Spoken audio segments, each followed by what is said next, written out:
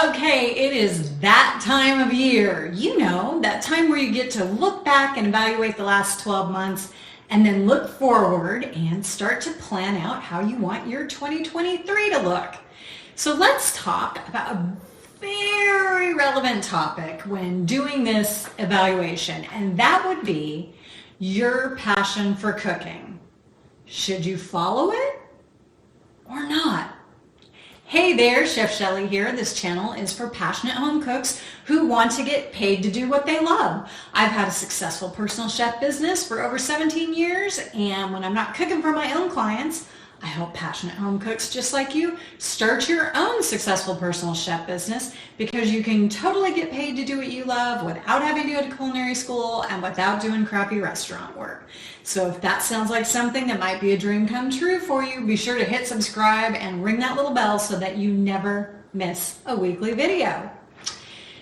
So there always seems to be like two opposing viewpoints of it's either bad advice to follow your passion, or you should absolutely 100% be following your passion and doing what you love. So on one side, do what you love what you do, follow your passion, that whole attitude. And then on the other side, there's people saying that that's like the worst business advice ever. So when it comes to a cooking passion, it can sound like a dream come true to be able to turn it into a business. I mean, the definition of passion is an intense desire or enthusiasm for something. And we definitely have that about cooking, am I right?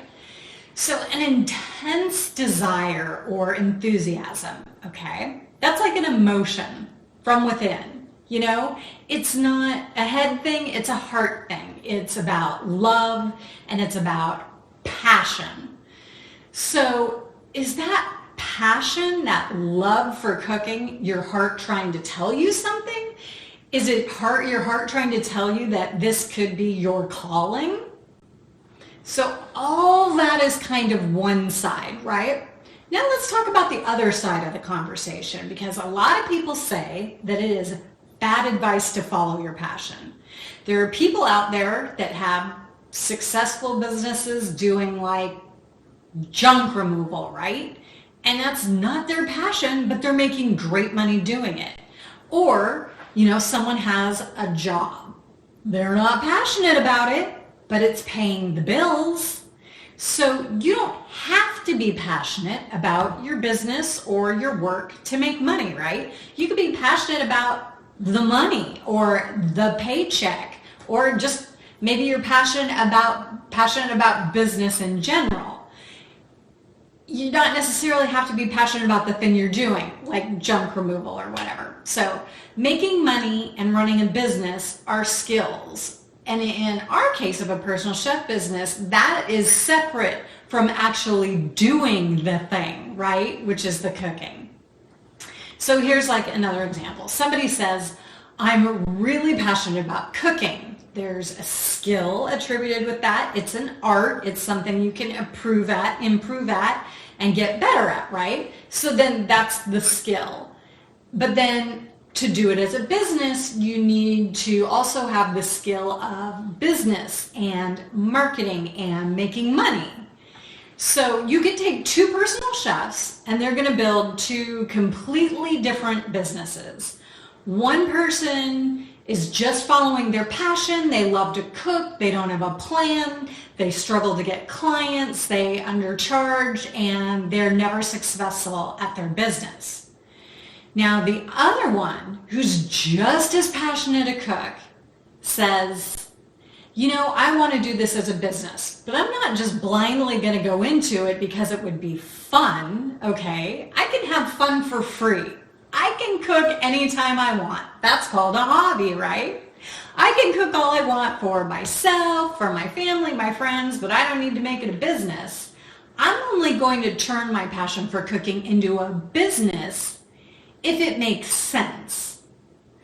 So what this really gets us to is that people want to have a combination of it, you know, is it follow your your purpose or follow the profit, and they struggle with keeping them separate.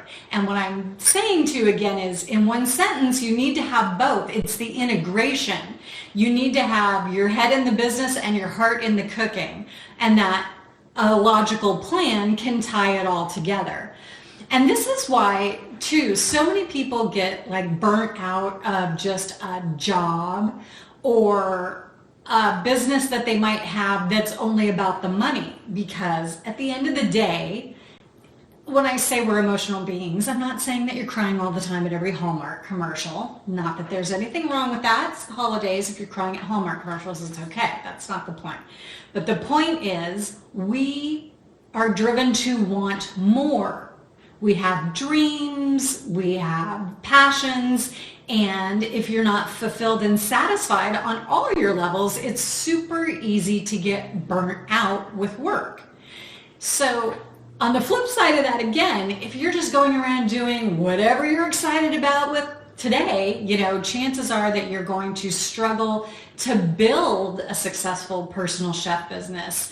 Or at the moment that it starts to get too hard or too detailed, you're just going to give up because you're too focused on the passion emotion side of it. So again, it's really that you have these two things incorporated together that you're successful. You have the passion for cooking and sharing that gift with other people, and then you have the plan and the strategy for the actions that you need to take to build the business.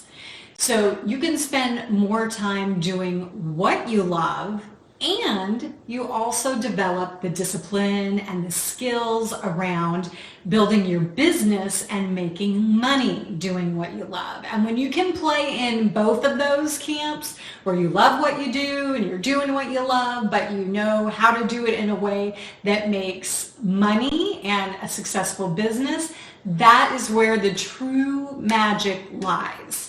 Now, the problem with this is most of us don't learn about this in school. We don't have the experience from our education system to have both these skills, right?